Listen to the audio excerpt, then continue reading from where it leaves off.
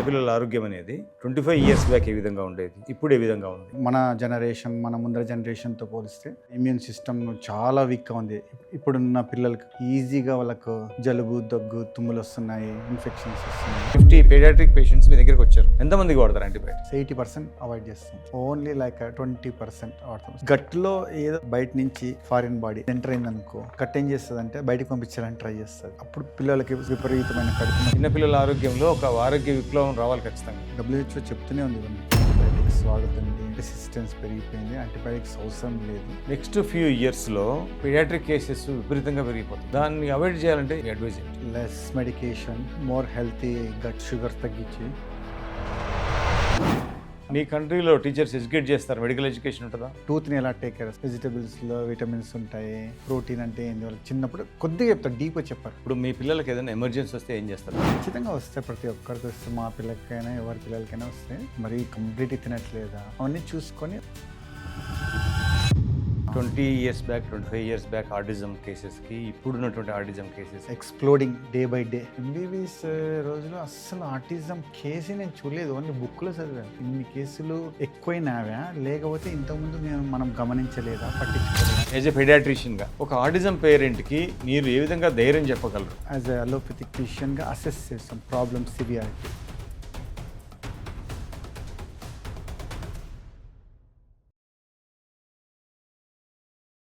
Hi, నేను doctor AM రెడ్డిని మాట్లాడుతున్నాను. ఆటిజం స్పెషాలిటీ రిలేటెడ్ డాక్టర్ని. ఆటిజం గురించి మనం ఎంతో తెలుసుకోవాలి అనే ఉద్దేశంతో మనం autism series programmes, podcast programmes చేస్తున్నాము. సో డిఫరెంట్ డాక్టర్స్ని కానివ్వండి, డిఫరెంట్ ఫీల్డ్ ఎక్స్పీరియన్స్ ఉన్న పీపుల్ మనం వెయిట్ చేస్తున్నాము. అలాగే ఈరోజు మన స్టూడియోకి ఆటిజం రిలేటెడ్ కానీ పీడియాట్రిక్ హెల్త్ విషయంలో కానీ రిలేట్ చేయడానికి డాక్టర్ కేఈ భాస్కర్ గౌడ్ గారు జమైకాలో 25 ఇయర్స్ నుంచి ప్రాక్టీస్ చేస్తూ ఇక్కడికి వచ్చారు. సో ఆయన ఇచ్చేటువంటి సలహాలు, ఆయన ఇచ్చేటువంటి ఎక్స్పీరియన్సెస్ అన్నీ కూడా మనకు అవసరము. దానికోసం ఈరోజు మనం పోడ్కాస్ట్ స్టార్ట్ చేయబోతున్నాము. నేను doctor AM Reddy, autism related speciality డాక్టర్గా హోమియోపతిలో ఇక్కడ ప్రాక్టీస్ చేస్తున్నాము. సో ఇద్దరి యొక్క ఆలోచనలు ఈరోజు మీతో పంచుకుందామని చెప్పేసి today we are starting our podcast related paediatric health issues about autism and other related health issues. Welcome Bhaskar garu. Thank you for నన్ను ఆహ్వానించినందుకు మన ఇద్దరి ఈ సమావేశానికి. చాలా సంవత్సరాల తర్వాత అసలు కలిసారు మీరు. So I'm seeing wonder. అంటే ఇంకా దాదాపు 25-30 ఇయర్స్ తర్వాత, ఇంతకుముందు మనం కాలేజీలో చదువుకునే వాళ్ళం. సో ఇప్పుడు I'm also doing paediatric practice for autism cases through homeopathy. You also dealing emergency paediatric cases through allopathy. నాకు కూడా ఎంతోమంది అల్లోపతి డాక్టర్స్ స్నేహితులు ఉన్నారు. So you also one of the best of మీ. అసలు మీరు ఎందుకు అమెరికాకి వెళ్ళారు? అసలు ఇండియాలో పెడియాట్రిక్ కేసులు కోసం వెళ్ళారా, లేకపోతే ఇంకా అసలు ఎందుకు ఇక్కడ ఎంబీబీఎస్ పెడియాట్రిక్ మెడిసిన్ చదివి why you choosed to go to Jamaica? MBBS చదివిన తర్వాత యూఎస్కి వెళ్దామని జమైకాకి వెళ్ళి అక్కడ ప్రాక్టీస్ చేసేటప్పుడు I worked under one paediatric doctor. She చాలా ఎక్కడ? అనుభవం. జమైకాలో. ఆమె దగ్గర పనిచేసేటప్పుడు ఆమె చాలా అనుభవం ఉన్న డాక్టర్. ఏం పేరు అన్నారు? ఆమె పేరు డాక్టర్ కరీన్ బ్రైట్లీ బ్రౌన్. ఆమెకు 30 సంవత్సరాల అనుభవం నేను చేరినప్పటికీ. ఆమె దగ్గర పనిచేసేటప్పుడు ఆమె పిల్లలను ట్రీట్ చేసే విధానము, పిల్లలను పేరెంట్స్తో ఎట్లా మాట్లాడడం, వాళ్ళు చాలా క్రిటికల్ కండిషన్లో ఉన్నప్పుడు పేరెంట్స్కి ధైర్యం చెప్పడం, ఓదార్చడం, ఎవ్రీ డే వాళ్ళతో మాట్లాడము, అవన్నీ చూసి చాలా ఇన్స్పైర్ అయినా. ఓహో, పీడియాట్రిక్ చాలా రోల్ ఉంది. పీడియాట్రిక్ ఆమెను చూసే బాగా ఇన్స్పైర్ అయ్యారు. చాలా ఇన్స్పైర్ అయినా. ఆమె దగ్గరే 13 ఇయర్స్ వర్క్ చేసి 13 సంవత్సరాలు కంటిన్యూస్గా ఆమె దగ్గర వర్క్. ఒక బెస్ట్ పీడియాట్రిషియన్ ఎక్స్పర్ట్ దగ్గర 13 ఇయర్స్. ఆమె pediatrician plus pediatric pulmonologist. Pediatric pulmonologist. Yes, she has a subspecialty also. Pediatric pulmonologist. ఆమె దగ్గర పనిచేసి అనుభవం ఎంతో ఉపయోగపడింది. అంతేకాకుండా ఆమె తన 40 ఏళ్ళ పీడియాట్రిక్ ప్రాక్టీస్లో ఎన్నో విషయాలు బుక్లో, రీసెర్చ్లో లేనివి తన ఓన్ అబ్జర్వేషన్లో గమనించి నాకు ఎన్నో చెప్పేది. ఆమె చెప్పేది తను, ఈ పాయింట్ మన పీడియాట్రిక్ బుక్స్లో ఉండదు, ఇది నా అబ్జర్వేషన్లో చూసినాను. అవన్నీ చాలా అలాంటి విషయాలు ఎన్నో ఆమె దగ్గర నేర్చుకొని ఇన్స్పైర్ అయ్యి pediatric MRCP master of Royal College of pediatric and child UK degree complete చేసి తర్వాత ఆమె రిటైర్ అయిన తర్వాత వేరే హాస్పిటల్లో మళ్ళీ పీడియాట్రిషియన్గా ప్రాక్టీస్ చేస్తాను. ఒక విషయం జస్ట్ క్యాజువల్ ఒక డౌట్ ఉంది నాకు.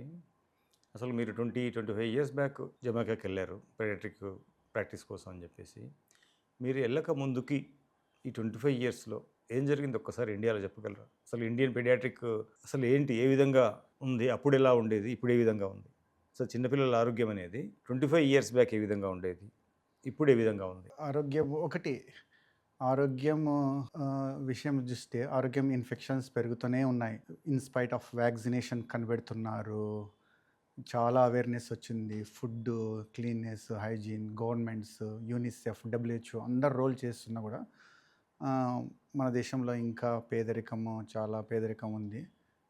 జనసాంద్రత ఎక్కువ ఉంది కాబట్టి పిల్లలు ఫస్ట్ సఫర్ అయ్యేది పిల్లలే. అదే సో ఇంకా చాలా ప్రాబ్లం ఉంది, ఇంకా ఎంతో చేయాల్సి ఉంది మన ఇండియాలో. అంటే పేదరికం వలన ప్రాబ్లమ్స్ వస్తాయా, లేకపోతే అసలు ఎందుకు వస్తాయి ప్రాబ్లమ్స్, ఎందుకు వస్తున్నాయి? పేదరిక కేసెస్ ఎవ్రీ ఇయర్ పెరిగిపోతున్నాయి. ఫ్యూచర్లో చైల్డ్ హెల్త్ అనేది ఒక డేంజరస్ జోన్లోగా మారిపోతుంది. నేను చూసిన ప్రాక్టికల్ నా ఎక్స్పీరియన్స్. పేదరికం అనేది ఒక కారణం, 3వ 4వ పేదరికం ఫస్ట్ కారణం కాదు. మెయిన్లీ ఎన్విరాన్మెంట్ బాగా పొల్యూట్ అయిపోతుంది. ఎయిర్ కావచ్చు, వాటర్ కావచ్చు, ఇవి ఫుడ్ మెయిన్ ఎన్విరాన్మెంట్. తర్వాత body immune system second, children. So బాగా ఇమ్యూన్ సిస్టమ్ చాలా వీక్గా ఉంది ఇప్పుడున్న పిల్లలకి. మన జనరేషన్, మన ముందర జనరేషన్తో పోలిస్తే ఇమ్యూన్ సిస్టమ్ చాలా వీక్ ఉంది. ఈజీగా వాళ్ళకు జలుబు, దగ్గు, తుమ్ములు వస్తున్నాయి, ఇన్ఫెక్షన్స్ వస్తున్నాయి. అది తర్వాత ఎవిడెన్స్ బేస్డ్ ప్రాక్టీస్ ఇండియాలో నాకు కనపడలేదు. ఎవిడెన్స్ బేస్డ్ ప్రాక్టీస్ అంటే ఒక ఇది ఇస్తే ఇది తగ్గుద్ది, ఇది ఇచ్చిన తగ్గు అంటే ఒక రీసెర్చ్ చేసిన తర్వాత ఒక ఆధారం ఉండాలి మనకి, ఇది ఇవ్వడం వల్ల ఈ ఇన్ఫెక్షన్ తగ్గుతుంది. అలాంటి ప్రాక్టీస్ జరగట్లేదు. జస్ట్ డాక్టర్లు రొటీన్గా భయపడి పేరెంట్స్ ప్రెషర్తోనో, డాక్టర్స్ ప్రెషర్తోనో, సో ప్రాక్టీస్ అప్రాప్రియేట్గా లేదని నా అభిప్రాయం. అంతే, అన్ని చోట్ల కాదు, కొన్ని. సో నేను నా యొక్క ఎక్స్పీరియన్స్ చెప్తాను. మీరు చెప్పిన దానికి 25-30 years back what ever pollutions అయితే కానివ్వండి, వాట్ ఎవర్ కానీ కొంచెం ఎక్కువ ఎండొచ్చేమో కానీ పొల్యూషన్స్ వలన బాడీ అడాప్ట్ అవుతుందే కానీ పొల్యూషన్స్ వలన ప్రాబ్లం రాదు. బేసిక్గా 25-30 ఇయర్స్ బ్యాక్ నుంచి మనం మెడిసిన్స్ ఎప్పుడైతే వాడడం మొదలు పెట్టామో చిన్నపిల్లలకి జనరల్గా మెడిసిన్స్ ఎప్పుడైతే మొదలు పెట్టామో అప్పుడే ఆ చిన్నపిల్లల ఆరోగ్యం అనేది మెడిసిన్ పైన డిపెండెన్సీ పెరిగింది. అంటే సిస్టమ్ వీక్ అయిపోయి కంపల్సరీ మెడిసిన్ సిస్టమ్కి వచ్చారు. Right, I agree with this point. అదే మీరు ఇందాక ఎవిడెన్స్ బేస్డ్ మెడిసిన్ అన్నారు. మోస్ట్ ఆఫ్ ది ఇన్ఫెక్షన్స్కి యాంటీబయాటిక్స్ అవసరం లేదు. అబ్జర్వేషన్ అప్రోచ్ మెథడ్ అవన్నీ ఉన్నాయి, అవన్నీ కొన్ని మనం ఫాలో కావట్లేదు. వెంటనే యాంటీబ్యాక్టీరియల్, యాంటీఫంగల్ స్టార్ట్ చేస్తున్నాం. అదే what does same meaning what I said just while అగో. సో ఇట్లా అంటే కనుక ఇలాగే పోతే అంటే కనుక ఏమైందంటే కనుక లేని ఎమర్జెన్సీస్ని మనమే తెచ్చుకుంటున్నాం. ఖచ్చితంగా మీరు చెప్పింది నిజమే. ఎందుకంటే చిన్నపిల్లల్లో కామన్గా వచ్చేటువంటి 3 ప్రాబ్లమ్స్. ఒకటి ఇన్ఫాంట్స్లో కానివ్వండి, 1-2 ఇయర్స్ పిల్లలలో కానివ్వండి, కామన్గా వచ్చే ఇష్యూస్. ఒకటి లూజ్ మోషన్స్. ఇవి గట్ సెట్ కావడానికి బాడీ లూజ్ మోషన్స్ ద్వారా సిస్టమ్ స్ట్రాంగ్ చేసుకుంటుంది యాక్చువల్గా. విరేచనాలు లూజ్ మోషన్స్. అంటే లూజ్ మోషన్స్ అయిందనుకో body it is a fighting for infection, throwing out toxins from the body. It is a good for the body. చాలామంది చిన్నపిల్లలు loose motions అవుతూనే medicines వాడేసి గట్ ఇష్యూస్తో మొదలు పెడతారు గేమ్. ఈవెన్ డాక్టర్స్ కూడా బాబుకు లూజ్ మోషన్స్ అయ్యాయంటే కనుక ఈ యాంటీబయాటిక్ ఇచ్చేయండి, ఈ మెడిసిన్ ఇచ్చేయండి అని చెప్పేసి అక్కడ గట్ డిస్టర్బెన్స్ మొదలవుతుంది. First problem loose motions, gut issues what ever.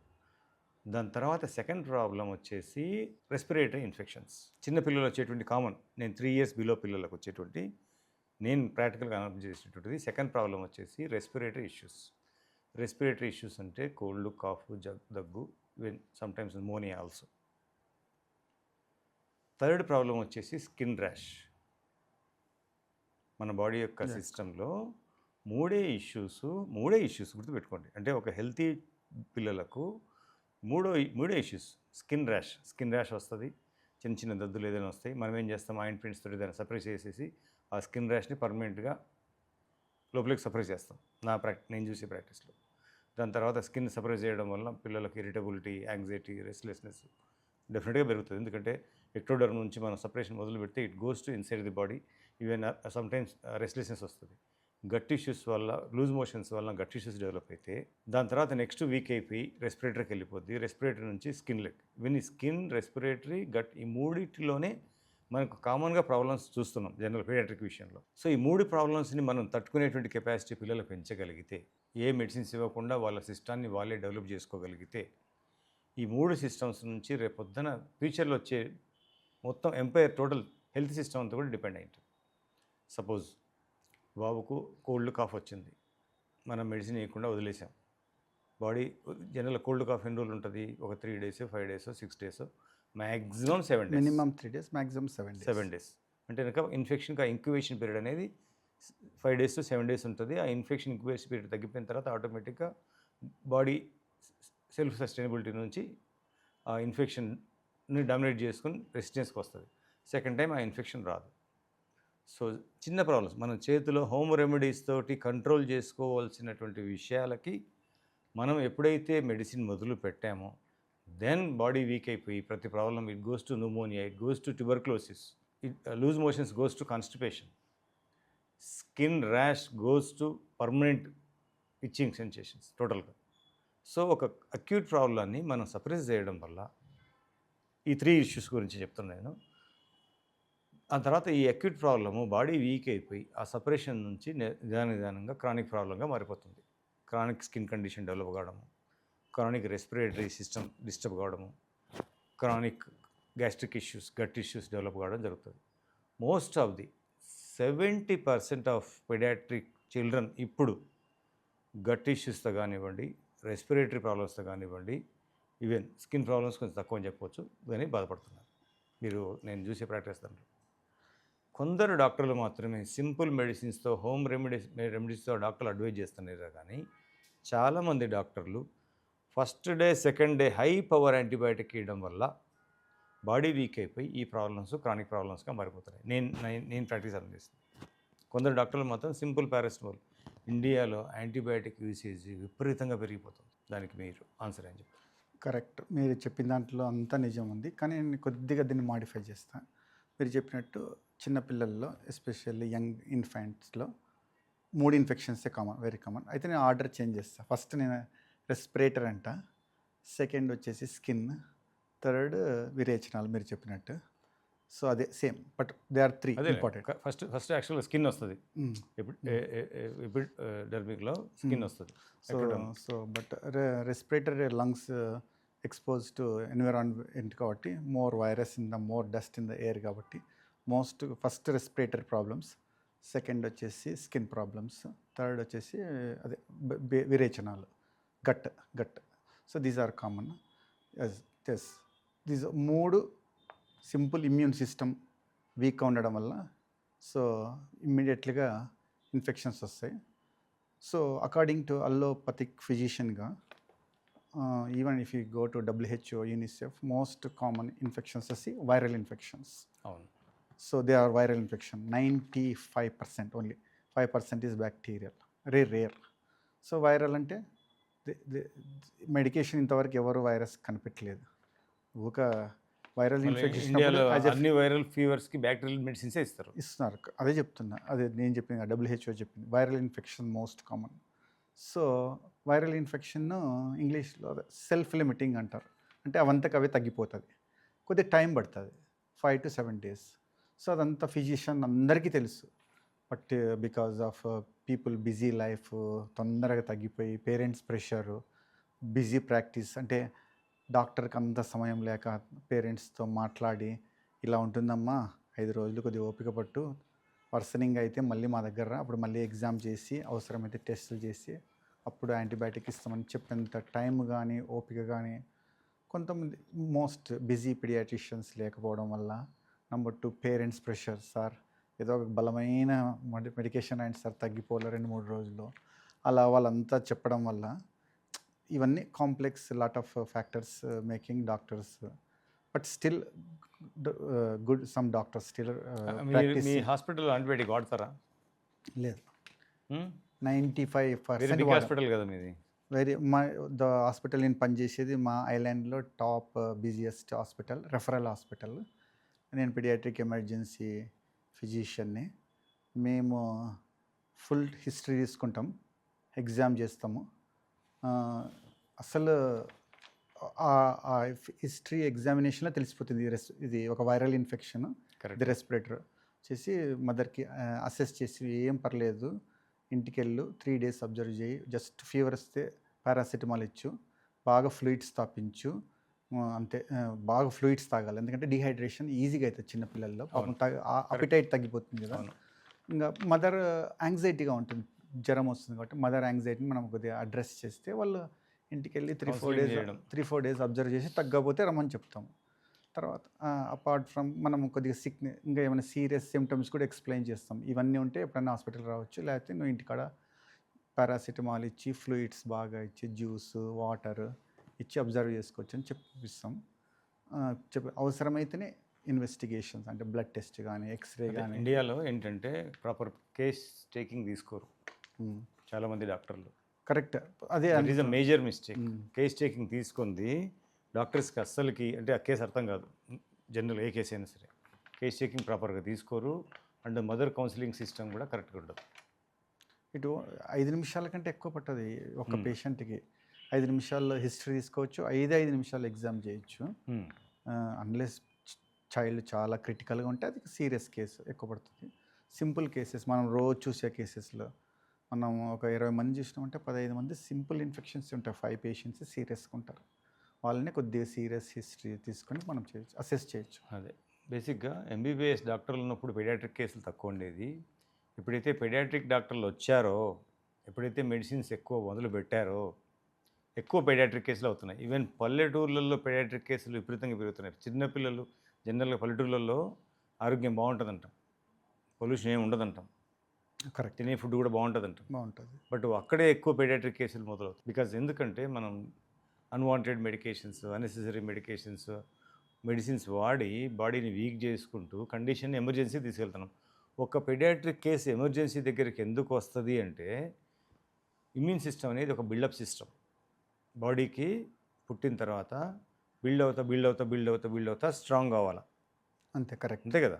అంతే, సడన్గా రాదు. ఎందుకంటే అట్ బర్త్ నువ్వు ఎన్ని ఇన్ఫెక్షన్స్కి ఎక్స్పీరియన్స్ అయిపోతే నీ బాడీ అన్ని ఎక్స్పీరియన్స్ తోటి స్ట్రాంగ్ అవుతా ఒక సస్టైన్ తర్వాత యాంటీ బ్యాక్టీరియల్గాను యాంటీవైరల్గాను నీ బాడీ తయారవుతుంది. సో అది ఆ ఛాన్స్ ఇవ్వకుండా మనం మెడిసిన్స్ వాడడం మొదలుపెట్టేసరికి విలేజ్లలో, ఇందాక మీరు అన్నారే కౌన్సిలింగ్ ఇవ్వరు, మదర్కి ఎక్కువ వర్రీ అవుతుంటారని. ఇండియాలో ఏంటంటే సింగిల్ బాబు ఉన్న పిల్లలు ఉన్నటువంటి పేరెంట్స్, 2 బాబులు ఉన్న పేరెంట్స్ వల్ల పేరెంట్స్కి ఇన్సెక్యూరిటీ ఉంటుంది. 4 ఉన్నారనుకోండి, 30 years బ్యాక్ 2-3 ఉండేవాళ్ళు పిల్లలు ఉండేది. ఇప్పుడు ఇంటికి ఒకరే అయ్యేసరికి టోటల్ ఇన్సెక్యూరిటీ తోటి వాళ్ళకు అసలుకు టెన్షన్ తోటి, అసలు ఈడ పిల్లోని సఫరింగ్ కంటే మదర్ యొక్క టెన్షన్ తోటి మెడిసిన్స్ వాడతారు. పిల్లోని ప్రాబ్లం కంటే కూడా మా ఫాదర్ యొక్క వర్రీతోటి మెడిసిన్స్ వాడతారు. కరెక్ట్, అదే అక్కడ మేజర్ ప్రాబ్లం జరుగుతుంది. ఇక్కడ నేను చూస్తున్నా కదా కేసెస్. సార్ మా బాబు 1.5 year వరకు చాలా బాగున్నాడు, ఒక్క మెడిసిన్ కూడా వాడలేదు. 1 year వరకు అసలు ఏం బాబుని ఎక్కడికి తీసుకోలేదు. ఎప్పుడైతే ఒక్కసారి యాంటీబయాటిక్ మొదలు పెట్టామో, ఎప్పుడైతే ఒక్కసారి హాస్పిటల్కి తీసుకెళ్ళామో, నెక్స్ట్ 2-3 months నుంచి ఫ్రీక్వెంట్గా, ఈవెన్ ఇప్పుడైతే మంత్లీ వన్స్ వస్తుంది మా బాబుకి. 3 years ఏజీ. ఫస్ట్ ఇయర్ ఏం లేదు, సెకండ్ ఇయర్ నుంచి విపరీతంగా మంత్లీ వన్స్ వస్తున్నాయి. సమ్ టైమ్స్ 18 months to 20 monthsకి ఫిట్స్ కూడా వస్తున్నాయి బాబుకి. అంటే బాడీ ఏంటంటే కనుక ఒక వీక్ కండిషన్ నుంచి ఇంకా వీక్ అయిపోయి ఫెబ్రవరి కన్వల్సెన్స్ రావడము, ఫిట్స్ రావడం, ఇవన్నీ కండిషన్స్ ఎక్కువ కనిపిస్తున్నాయి కేసెస్. అంటే ఇండియన్ చిన్నపిల్లల ఆరోగ్యం ఏదైతే ఉందో ఒక డ్యామేజ్ కండిషన్లోకి పోతుంది.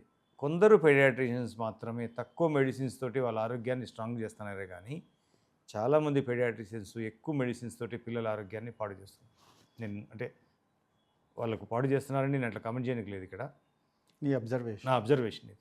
మా పెడియాట్రిక్ టీచర్ చెప్పేది, పెడియాట్రిక్లో 2 పేషెంట్స్, చైల్డే కదా, చైల్డ్ పేరెంట్ కూడా పేషెంట్ లాగా అనుకొని ట్రీట్ చేస్తే 2 ట్రీట్ చేయాలి, అంటే మాట్లాడాలి అంతే. 2 అంటే ఒక పెడియాట్రిక్ పేషెంట్ మీ దగ్గరికి వచ్చారంటే 2 పేషెంట్లు వచ్చినట్టు కౌంట్. లైక్ సో అంటే ఎవరు ఫాదర్ కానీ మదర్ కానీ చైల్డ్తో వస్తారు, వాళ్ళని కూడా అడ్రస్ చేస్తూ వాళ్ళనే ఫోకస్ చేసి మాట్లాడచ్చు. చైల్డ్ని ఎలా ఎగ్జామ్ చేసి హిస్టరీ తీసుకొని డయాగ్నోస్ చేసి పేరెంట్కి మనము ప్రాపర్గా ఎక్స్ప్లెయిన్ చేసి అష్యూరెన్స్ ఇచ్చి ఎప్పుడు వర్రీ కావాలా, ఎప్పుడు వర్రీ కాకూడదు, ఎప్పుడు హాస్పిటల్కి రావాలా, కొద్దిగా టైం తీసుకుంటే మీకు ఒక వండర్ఫుల్ విషయం చెప్తాను. సిన్స్ 4 years నుంచి నేను చూస్తున్నాను. 4 years కంటే ముందు కూడా నా దగ్గర డేటా ఉంది నా కేసెస్ది. 99% ఆఫ్ నా పేషెంట్స్ ఎవరైతే ఉన్నారో pediatric I mean pediatric autism parents autism చిన్నపిల్లలు పేషెంట్ 99% అసలు ఏ మెడిసిన్ వాడకుండా సెల్ఫ్ సస్టైనబిలిటీ తోటి 99% అని చెప్తున్నా, ఈవెన్ 90 పట్టుకో 99% ఓకే. సింపుల్ పారాసిటమాల్ తోటి తగ్గిన కేసులు నేను చాలా కేసులు చూశాను. ప్రాక్టికల్గా నా యొక్క ఎక్స్పీరియన్స్ పోల్చుకుంటే పీడియాట్రిక్ డాక్టర్కి ధైర్యం ఉండాలి, ఎక్కువ ధైర్యం ఉండాలి, పేరెంట్కు ఎక్స్ప్లెయిన్ ఎక్స్ప్లెయిన్ చేయాలి. పేరెంట్కి కూడా కొద్దిగా నాలెడ్జ్ ధైర్యం ఉండగలగాల. ఓ డాక్టర్ చెప్పి పేరెంట్ ధైర్యం అంటే మనం చెప్పలేం కదా, చెప్పలేదు. ఇట్ ఈస్ వాళ్ళ ప్రాబ్లం. ఎడ్యుకేట్ చేస్తే ధైర్యం వస్తుంది. అదే సైంటిఫిక్గా ప్రాక్టికల్గా నువ్వు పేరెంట్కి ఎడ్యుకేట్ చేయగలిగితే దే విల్ గెట్ కాన్ఫిడెన్స్. నేను చెప్తాను, సార్ బాబుకి ఫీవర్ వస్తుంది, తట్టుకోవాలి, కొంచెం ఎక్కువ కూడా కావచ్చు, ఇంకా తట్టుకోవాలి, nothing to worry, cold water sponging కానీ లేదంటే పారాసిటమాల్ కానీ వేసుకోవాలా, లేదంటే నేను ఒక ఎమర్జెన్సీ మెడిసిన్ ఇస్తాను హోమియోపతిలో, అది ఎవ్రీ 4 hours వేసుకోవాలి. అట్లా చెప్తే కనుక కంపల్సరీ 5 days అయితే ఉంటుంది. బీ ప్రిపేర్ ఫర్ దట్ అని పేరెంట్ ప్రిపేర్ చేయాలి ఫస్ట్. ఏ ఇన్ఫెక్షన్ అయినా సరే 5 days అనేది ఉంటుంది బాడీలో. 6th day నుంచి తగ్గడం మొదలవుతుంది, 7th dayకి మొత్తం వెళ్ళిపోద్ది. సో 2 days 3 days తగ్గదు, ఈవెన్ మెడిసిన్స్ వాడినా తగ్గదు అని ఎప్పుడైతే చెప్తామో వారు ఆటోమేటిక్గా ప్రిపేర్ అయిపోతారు. సార్ మీరు చెప్పారు కదా 4 days వెయిట్ చేశాను, 5 days వెయిట్ చేశాను, ఆటోమేటిక్గా 6th day కల్లా తగ్గిపోయింది. అట్లా చాలా కేసెస్ ప్రాక్టికల్గా నేను చెప్తున్నా. అంటే నేను I'm not any commenting on any other systems, but నా ప్రాక్టికల్ ఎక్స్పీరియన్స్ చెప్తున్నాను. ఓకే. 99% ఆఫ్ నా పీడియాట్రిక్ కేసెస్, కొన్ని థౌజండ్స్ ఉంటాయి నా పీడియాట్రిక్ కేసెస్, అన్నీ కూడా అసలు వితౌట్ యాంటీబయాటిక్స్ తోటి, వితౌట్ యాంటీవైరల్ మెడిసిన్స్ తోటి కానివ్వండి, సింపుల్. అంటే దానివల్ల ఏమైందంటే ఒక్కసారి బాడీకి ఎక్స్పీరియన్స్ వచ్చిందనుకోండి, సెకండ్ టైం ఏ ఇన్ఫెక్షన్ తట్టుకునే కెపాసిటీ వస్తుంది. ఆ ఒక్కసారి మనం వీక్ చేసామనుకోండి, సార్ మేము ఎప్పుడో 1 year బ్యాక్ ఆ బాబుని హాస్పిటల్ అడ్మిట్ చేసాము, స్టిల్ సఫర్ అవుతున్నాం, ఆ ఒక్కసారి జరిగే మిస్టేకే మిమ్మల్ని ఫాలోఅప్ చేస్తాం. ఇన్ మై ప్రాక్టీస్ సమ్టైమ్స్ నేను కొంతమంది పిల్లల్ని ఓన్లీ ఫోన్లో ట్రీట్ చేసిన, నమ్ముతావు జస్ట్ వాళ్ళు ఆల్రెడీ ప్రీ ఎగ్జిస్టింగ్ మనకు తెలిసిన పేషెంట్సే ఫోన్ చేస్తారు, doctor Bhaskar due remember me అని అడుగుతారు కదా. వాళ్ళ పేరు, పాప పేరు గుర్తుకొస్తే పలానా ఏజ్ అడుగుతాం, వాళ్ళు సిమ్టమ్స్ అన్నీ చెప్తారు. అన్నీ మిగతా మన సిమ్టమ్స్ కూడా అడుగుతాం, ఫీడింగ్ బాగుంది, యాక్టివిటీ ఎలా ఉంది అన్నీ అడుగుతాం. మనకు అప్పుడే తెలిసిపోతుంది సింపుల్ వైరల్ ఇన్ఫెక్షన్ అని చెప్పి మదర్ని ఫోన్లోనే ఎడ్యుకేట్ చేస్తాం. వాళ్ళు అడుగుతారు we want to come to clinic అంటే, లేదు ఇప్పుడైతే అవసరం లేదు, ఇంట్లో అన్ని పారాసిటమాల్ ఉంది సార్ వాడండి, ఒక 3 days వాడండి, 4th day తగ్గకపోతే పూర్ ఫీడింగ్ ఉన్న బేబీ ఫస్సీగా ఇరిటబుల్గా ఉన్న ఫోన్ చేయండి, లేకపోతే హ్యాపీగా మీరు ఇంట్లో మేనేజ్ చేసుకోవచ్చు. ఫోన్లో కూడా ట్రీట్ చేయొచ్చు తెలుసా. Of the pediatric cases simple అంటే చెప్తున్నా, ఎందుకంటే అంటే మదర్ ఈజ్ లిటిల్ అండర్స్టాండ్ చేసుకొని కొద్దిగా మనం చెప్పేది విని అర్థం చేసుకొని ధైర్యం ఎడ్యుకేట్ చేయొచ్చు. అదే అంటే రేపు పొద్దున ఏమైందంటే ఇది నా పర్సనల్ ఎక్స్పీరియన్స్. అవునవును, నేనే కదా చాలా మంది చేస్తున్నారు. కరెక్ట్, అట్లేం లేదు. అంటే ఇక్కడ సిస్టమ్ ఏంటంటే కనుక ఈజీగా మెడిసిన్స్ అడాప్టబిలిటీ అయ్యేసరికి ప్రాబ్లమ్స్ ఇంకా ఎక్కువ అవుతున్నాయి. ఈవెన్ డైరెక్ట్ న్యూమోనియా, ట్యూబర్క్లోసిస్ అంటే లేదు ఇప్పుడు తగ్గిపోయిందిలే కానీ, but asthma, bronchitis, acute bronchitis నుంచి turn to the chronic bronchitis, they become asthmatic. అంతే. అది ఎందుకు వస్తుంది అంటే మనం ఇనిషియల్గా సపరేట్ చేయడం వల్ల వస్తుంది. అస్తమా ఎందుకు వస్తుంది? చిన్న చిన్న ఇన్ఫెక్షన్స్ని, చిన్న చిన్న కోల్డ్ కాఫ్ని, చిన్న చిన్న బ్యాక్టీరియల్ ఇన్ఫెక్షన్స్ని సపరేట్ చేయడం వల్ల ఇట్ బికమ్ ఏ క్రానిక్ అయిపోద్ది. ఎందుకు క్రానిక్ అయిపోద్ది అంటే బాడీ వీక్ అవ్వడం వల్ల క్రానిక్ అయిపోతుంది. అక్యూట్ బ్రాంకైటిస్ నుంచి క్రానిక్ బ్రాంకైటిస్, బ్రాంకియల్ అస్తమా అనేది మారిపోతుంది. బ్రాంకైటిస్ నుంచి బ్రాంకియల్ అస్తమా, అంతే కదా. అంతే. క్రానిక్ బ్రాంకైటిస్ కొద్దిగా కిందికి ఎక్స్టెండ్ అయితే ఇట్ బికమ్ ఆస్థమాటిక్. సో ఇది ఎందుకు వస్తుంది అంటే కనుక బాడీ వీక్ కావడం వల్ల వస్తుంది. సో మనం ఎక్కువ నెబులైజర్స్, ఎక్కువ స్టీరాయిడ్స్, ఎక్కువ యాంటీబయాటిక్ వాడడం వల్ల ఫ్యూచర్లో వాళ్ళ హెల్త్ కూడా డిస్టర్బ్ అవుతుంది. ప్లస్ గట్ ఇష్యూస్ ఒకటి మేజర్ ప్రాబ్లం. నేను అబ్జర్వ్ చేసిన కేసెస్లో, పీడియాట్రిక్ కేసెస్లో గట్ ఇష్యూస్ అనేది ఎట్లా ఫైండ్ అవుట్ చేయొచ్చు అని పేరెంట్స్కి నేను నా ప్రాక్టికల్ చెప్తే, గట్ ఇష్యూస్ అనేది ఫస్ట్ మనం ఫైండ్ అవుట్ చేయాలంటే ఈ బాబు గట్ ఇష్యూ ఉందా లేదా అనేటువంటిది ఫైండ్ అవుట్ చేయాలంటే కనుక ఫస్ట్ పాయింట్ పిల్లలు ఆకలికి తట్టుకోలేకపోవడం. సెకండ్ పాయింట్ మోషన్ స్మెల్ రావడం, విపరీతమైనటువంటి స్మెల్ రావడం. థర్డ్ పాయింట్ విపరీతమైనటువంటి దాహంగా ఉండడం. విపరీతమైన దాహం, అర్ధగంటకు ఒకసారి నీళ్ళు తాగడం. చాలామంది పేరెంట్స్ అది మంచిది అనుకుంటారు. 2 అవర్స్కి 3 అవర్స్కి వాటర్ తాగడం అనేది కామన్. ఎవ్రీ హాఫ్ అన్ అవర్కి వాటర్ తాగడం అనేది అన్కామన్. ఇంకోటి నెయిల్ బైటింగ్, గోర్లు కొరకడం. ఇంకోటి వచ్చేసి ప్రతి వస్తువు నోట్లో పెట్టుకోవడం, గట్ టిష్యూ కిందికి వస్తుంది. అంటే గట్ క్రేవింగ్స్ అట్లా ఏర్పడతాయి ఓకే. అండ్ బ్యాక్టీరియా స్టోర్ ఉండడం వల్ల. ఇంకోటి వచ్చేసి constipation problem, constipation. Gut issue. ఇంకోటి వచ్చేసి ఆకలి, మాటి మాటికి చిరుతిలు తినడం. ఫుడ్ తిన్నాక మళ్ళీ చిరుతినికి వెళ్ళిపోతారు. క్రేవింగ్ ఫర్ ఫుడ్, షార్ట్ ఫుడ్కి.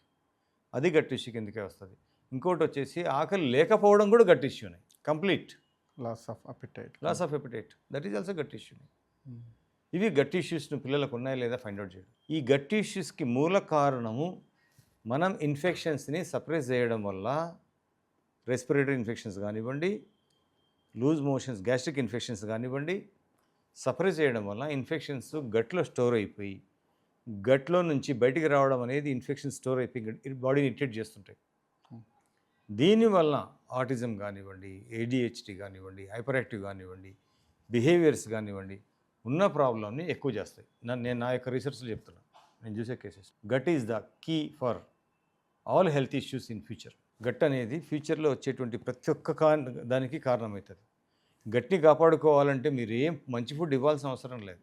మంచి ఫుడ్ ఇవ్వడం వల్ల గట్టు అనేది బెటర్ అవుద్దే కానీ దాని డిస్టర్బెన్స్ క్లియర్ కాదు. ఏ మెడిసిన్స్ వాడకపోతే గట్టు చాలా క్లియర్గా పర్ఫెక్ట్గా ఉంటుంది. సో ఏ మెడిసిన్ అంటే సార్ మీరు any allopathic medicine? No medicine, allopathy ఏ మెడిసిన్ లేదు. No ayurvedic, no allopathy, no homeopathy. Body treat చేసుకోవాలి. Okay. Your body is having a stronger antibody system. దాన్ని ఎలా ఇంప్రూవ్ చేసుకోవాలో చేసుకోగలిగితే మీకు నేను చూస్తున్న కేసెస్ గట్ ఇష్యూస్ ఈ బాబుకు ఉన్నాయి, గట్ ఇష్యూస్ ఈ బాబుకు లేవు అని చెప్పడానికి ఇవే కారణాలు అబ్జర్వ్ చేసుకోగలిగితే ఓకే అయిపోతుంది. సో హోమియోపతిలో మేము ఇమ్యూన్ సప్లిమెంట్స్ ద్వారా గట్ ఇష్యూస్ని వండర్ఫుల్గా ట్రీట్ చేస్తాం. నా కేసెస్లో చూశాను. నేను ఇచ్చిన తర్వాత, సార్ మా బాబుకి గట్ ఇష్యూస్ ఏం లేవు, ఒకప్పుడు కాన్స్టిపేషన్ ఉండే మొత్తం తగ్గిపోయింది, ఒకప్పుడు మోషన్స్ విపరీతంగా స్మెల్ వచ్చేది. ఓకే. విపరీతంగా స్మెల్ వచ్చేది. ఎందుకంటే మోషన్ స్మెల్ రావడం అనేది it is not a good. Your digestion system is having some trouble. Urine కూడా స్మెల్ వచ్చేది కూడా గట్ ఇష్యూనే, బికాస్ ఆఫ్ గట్ చేంజెస్. ఎందుకంటే యాంటీబయాటిక్ వల్ల బాడీలో ఆ గట్ మైక్రోబియం ఏదైతే ఉంటుందో, హెల్తీ మైక్రోబియం ఏదైతే ఉంటుందో అది మొత్తం డెడ్ అయిపోతుంది. నీకు బెటర్ చేయాల్సిన బ్యాక్టీరియా అంతా కూడా చనిపోతుంది. అంతే కదా. అంటే ఇవన్నీ మీకు తెలుసు, నేను చెప్పేది ఏం లేదు. Your master in paediatric. నేను చెప్పేది నా ప్రాక్టికల్ ఎక్స్పీరియన్స్ చెప్తాను. నాకంత మీ అంత నాలెడ్జ్ లేకపోయినా అట్లీస్ట్ ప్రాక్టికల్గా అనాలిసిస్ చేసే కెపాసిటీ నాకు దేవుడు ఇచ్చాడు. Yes, I agree. నేను అది అలోపతిక్ మెడిసిన్ ప్రాక్టీస్, మాదంతా ఎవిడెన్స్ బేస్డ్. ఇప్పుడు మీ హోమియోపతికి చెప్పు, what is the basis? What is the basis అంటే we are treating holistic way through system. Base అంటే హోమియోపతి మెడిసిన్స్ ప్లాంట్ రీసెర్చ్ ఉంది కదా. Homeopathy is a beautiful science. Research evidence మనుషుల పైన ప్రూవ్ చేసిన మెడిసిన్స్ హోమియోపతివి, జంతువుల పైన కాదు. అలోపతి వల్ల జంతువుల పైన ప్రూవ్ చేశారు. Homeopathy medicines proved by the humans, on the humans. తయారు చేసిన మెడిసిన్స్ మనుషులతోటి ప్రూవ్ చేసి ఆ సిమ్టమ్స్ని మెంటల్గా, ఫిజికల్గా, ప్రాక్టికల్గా ఎట్లా ఉన్నాయి అనే దాన్ని తయారు చేసిన మెడిసిన్సే. కానీ ఇవన్నీ ప్రాక్టికల్గా మేము చూస్తాం కదా. ఎవిడెన్స్ ఏంటంటే అంతకుముందు ఏంటి, ఇప్పుడు ఏంటి, మెడిసిన్ బిఫోర్ ఏంటి, మెడిసిన్ ఇప్పుడు ఏంటి, ఎవిడెన్స్. ఇదంతా క్లినికల్ ఎవిడెన్స్. ఇది క్లినికల్ ఎవిడెన్స్. నువ్వు సైంటిఫిక్గా వెళ్ళిపోతే సైంటిఫిక్గా కూడా మీకు కనిపిస్తాయి. సిస్టమ్ సార్, సపోజ్ ఒక 100 పెడియాట్రిక్ కేసులు చూసారనుకోండి. ఈ 100 పెడియాట్రిక్ కేసులకి మీరు విపరీతంగా ఒక 50 పేషెంట్స్ని అలోపతి మెడిసిన్స్ తోటి ట్రీట్ చేయండి, ఒక 50 పేషెంట్స్ని హోమియోపతి మెడిసిన్స్తో ట్రీట్ చేయండి 100లో. సో 50లో 95% ఆర్ హెల్తీగా ఉంటారు. ఎందుకంటే homeopathy medicines it is immune supplements. It is not A medicine కింద రాదు. ఇమ్యూన్ సప్లిమెంట్స్ అంటారు. అంటే బాడీ యొక్క ఇమ్యూన్ సిస్టమ్ని ట్రిగ్గర్ చేసి ఇన్ఫెక్షన్ తగ్గించే సిస్టమ్. అలోపతి మెడిసిన్స్ ఇమ్యూన్ సిస్టమ్ని పక్కన పెట్టేసి ఇన్ఫెక్షన్స్ని పైన ఎక్కువ పనిచేసే సిస్టమ్. యాంటీ బ్యాక్టీరియా, యాంటీవైరల్, అంతే. దీనివల్ల ఏమైతే ఇంకా ఇన్ఫెక్షన్ తగ్గిపోతే కానీ బాడీ సిస్టమ్ ఇంకా వీక్ అయిపోతుంది, హెల్తీ బ్యాక్టీరియా చనిపోతుంది. So why is not popularize like allopathy? అలోపతిలో ఎందుకు పాపులర్ కాలేదు హోమియోపతి అనే దానికి ఏంటంటే కనుక అలోపతి స్పీడ్ మార్కెట్కి వెళ్ళిపోయింది, ఫాస్ట్ రిలీఫ్కి వెళ్ళిపోయింది. సో తొందరగా ఇప్పుడు వచ్చే ప్రాబ్లమ్స్ అన్నీ కూడా ఒకప్పుడు పెడియాట్రిషియన్స్ అవసరం లేని టైంలో ఇప్పుడు పెడియాట్రిషియన్స్ విపరీతమైనటువంటి టైంలో కూడా కేసెస్ ఎక్కువ ఉన్నాయి. అంటే ఏమైందంటే కనుక మన సిస్టమ్ని మనమే వీక్ చేసుకొని ఫాస్ట్ యాక్షన్లో తగ్గించుకొని అంటే ఇమీడియట్ రిలీఫ్ కదా. అలోపతి మెడిసిన్స్ ఏంటి చెప్పి జనాలకు త్వరగా రిలీఫ్ విత్ ఇన్ రిలీఫ్. దాంతో Instant ఏమైందంటే relief. కనుక సిస్టమ్ వీక్ అయిపోతుంది ఇన్స్టెంట్. త్వరగా వెంటనే దానివల్ల ఇప్పుడు అలోపతి మెడిసిన్స్ ఎప్పుడు వాడాలి, యాంటీబయాటిక్ ఎప్పుడు వాడాలా, లైఫ్ థ్రెటనింగ్ సిచ్యువేషన్స్లో వాడాలి. ఏదైనా మేజర్ తప్పదు అన్న కండిషన్స్లో వాడాలి. ఇనిషియల్గా మెడిసిన్స్ వాడడం వల్ల పిల్లలు అనేటువంటిది నాన్ కమ్యూనికబుల్ డిసీజ్లోకి వెళ్ళిపోతున్నారు. It's like obesity, gut blood pressure కానీ, చిన్నపిల్లలు వచ్చే ప్రాబ్లం కానీ, బిహేవియర్ ఇష్యూస్ కానివ్వండి, హైపర్ యాక్టివ్ Diabetes. కానివ్వండి, డయాబెటీస్ కానివ్వండి, విపరీతమైనటువంటి అంటే ఇంకా మనం నేను చూస్తాను కదా. ఒక కేసు పెడియాట్రిక్ కేసు వచ్చిందనుకోండి, సపోజ్ 5 years పేషెంట్ నా దగ్గరికి వచ్చాడు. పెడియాట్రిక్ కేసు పేషెంట్, ఈ బాబుకి సపోజ్ కాన్స్టిపేషన్ ఉంది అనుకోండి. ఒక్కసారి పాస్ట్ మెడికల్ హెల్త్ హిస్టరీలోకి వెళ్తే అసలు ఏం జరిగింది కాన్స్టిపేషన్కి వెళ్తే మొత్తం హిస్టరీ బయటికి వస్తుంది. చాలామంది డాక్టర్లు చూడరు. కాన్స్టిపేషన్ అంటే ఏదో అది వాడేసేయండి తగ్గిపోతే లేదు, ఏం చేయలేని పరిస్థితిలో ఉంది. ఇప్పుడు మేనేజబుల్ కండిషన్లో ఉంది. ఇప్పుడు పెడియాట్రిక్ సిస్టమ్ ట్రీట్ చేసే కండిషన్ లేదు, లేదంటే ఇంకా వర్స్ట్ అయ్యే కండిషన్లో ఉంది. అంటే ప్రాబ్లమ్స్ అన్ని లెవెల్కి వెళ్ళిపోయినాయి. ఇనిషియల్గా ట్రీట్ చేశారు, చేసి సర్ప్రైజ్ అయిపోయింది, దెన్ నెక్స్ట్కి వెళ్ళిపోతుంది. సో ఏ మెడిసిన్స్ వాడకపోతే చాలా వరకు అంటే ఇంకా బిల్డప్ అవుతుంటుంది. మన వెన్ కడుపులో కూడా, మదర్ యొక్క కడుపులో ఉంబులో కూడా యాంటీ మైక్రోబియమ్స్ ఎక్కువ ఉంటాయి. ఏ ఇన్ఫెక్షన్స్ రావు. 1 year తర్వాత ఇన్ఫెంట్ వచ్చిన తర్వాత కూడా ఏ ఇన్ఫెక్షన్స్ రావు. మనం ఎప్పుడైతే మెడిసిన్స్ మొదలు ఎదిగామో. అందుకే మెడిసిన్స్ ఇప్పుడు మీరు ఫారిన్ కంట్రీలో మీరు వాడేది అదే. పేషెంట్కి కౌన్సిలింగ్ ఇవ్వడము, పారాసిటమాల్ ఇవ్వడం మీ ట్రీట్మెంట్, అంతే కదా. అంతే.